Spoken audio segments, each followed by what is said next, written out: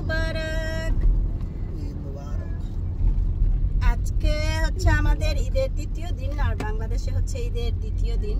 আমরা যাচ্ছি হচ্ছে স্টকটন পেরিস্টন পার্কে।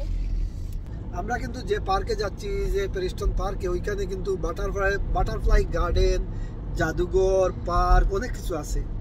আর আমরা এই যাত্রা হয়তো ঘন্টাখানেক সময় লাগবে। আর আমরা এখন দেখতে পারবো না, সামনেই আমরা নদীর নিচ দিয়ে যাব। এটা টানেল, এটা এই টাইনফ রিভারের নিচ দিয়ে আমরা এখন যাব।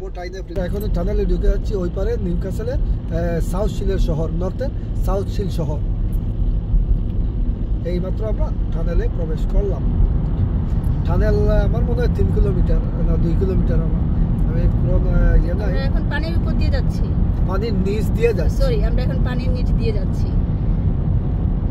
পানির নিচ দিয়ে না, নদীর নিচ দিয়ে যাচ্ছি। আমরা কিন্তু এখন নদীর নিচ দিয়ে যাচ্ছি, পানির নিচ দিয়ে নয়। টানেলের শেষ প্রান্তে চলে এসেছি আমরা এখন। এই যে আবার আলোর দেখা পেলাম।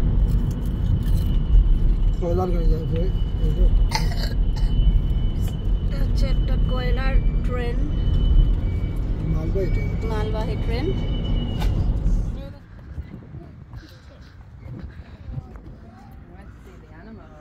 আমরা এখন চলে এসেছি বাটারফ্লাই ওয়ার্ল্ডে।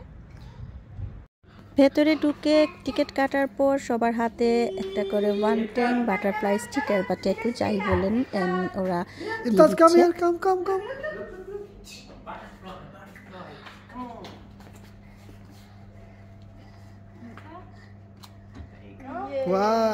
বাটারফ্লাই ওয়ার্ল্ডের এন্ট্রি ফিস হচ্ছে অ্যাডাল্টের জন্য 6 পাউন্ড করে আর বাচ্চাদের জন্য 4 পাউন্ড করে।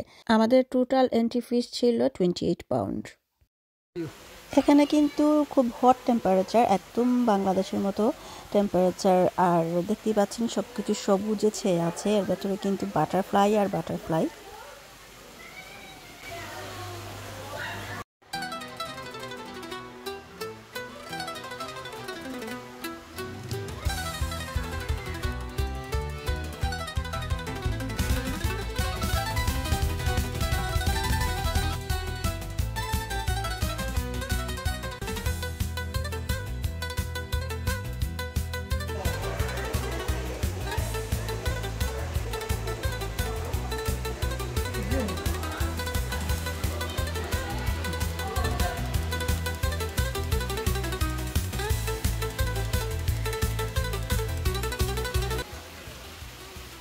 সারা বিশ্বে প্রায় 17,500 প্রজাতির প্রজাপতি রয়েছে।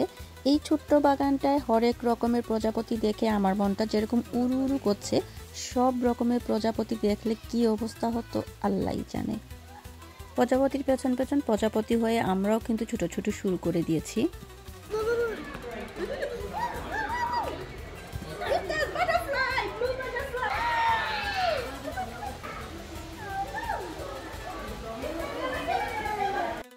বাটারফ্লাইয়ের পেছনে ছুটোছুটি করতে করতে হঠাৎ দেখি এখানে কালো একটা প্রজাপতি চুপটি করে বসে আছে। তো ভাবলাম এর সাথে আমিও চুপ করে একটা ছবি তুলে নেই। এই কিউটি পায়ের হাতে দেখুন কিউট একটা প্রজাপতি এসে বসেছে।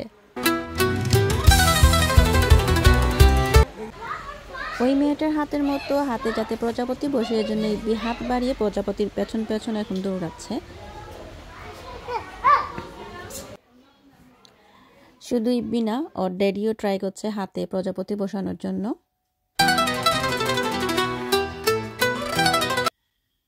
বসতে গিয়েও প্রজাপতি বসেনি, কোথায় জানি পড়েছিলাম। সুখের পেছনে ছুটতে নেই, সুখ হচ্ছে প্রজাপতির মতো, পেছনে ছুটলে ধরা দেয় না, চুপ করে বসে থাকলে গায়ে এসে চুপচাপ বসে। আহারে, একটুর জন্য ইব্বির হাতে প্রজাপতিটা বসতে গিয়েও বসেনি।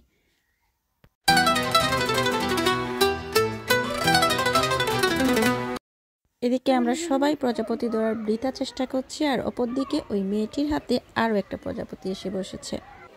কোনো প্রজাপতিকে হাতে বসাতে না পেরে ইফতাজ খাবার খেতে বসা বাটারফ্লাইয়ের সাথে হাই হ্যালো করে ফ্রেন্ডশিপ করতে যাচ্ছে।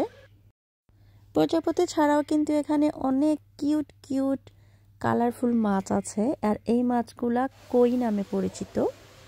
আমরা যে কাঁটাযুক্ত কই মাছ খাই, এটা কিন্তু আবার সেই কই মাছ না, এটা কার্প জাতীয় মাছের একটা প্রজাতি কই। ইফতাজ এই মাছগুলোকে দেখে নিজে নিজেই বলতেছে কিউট। তো ভিউয়ার্স দেখতে পাচ্ছেন পন্ডের এই পাশে বাংলাদেশের মতো কলা গাছও আছে। পন্ডের এই পাশটায় উইশ করা হয়, তবে এই উইশ করার ক্ষেত্রে কোনো কয়েন পানিতে ছুঁড়ে ফেলা যাবে না। যদি কোনো কয়েন পানিতে ছুঁড়ে ফেলা হয় তাহলে এটা মাছের ক্ষতির কারণ হতে পারে। কালারফুল ফিশ, বাটারফ্লাই দেখে বাচ্চাদের সাথে সাথে বড়রাও কিন্তু অনেক এনজয় করছে।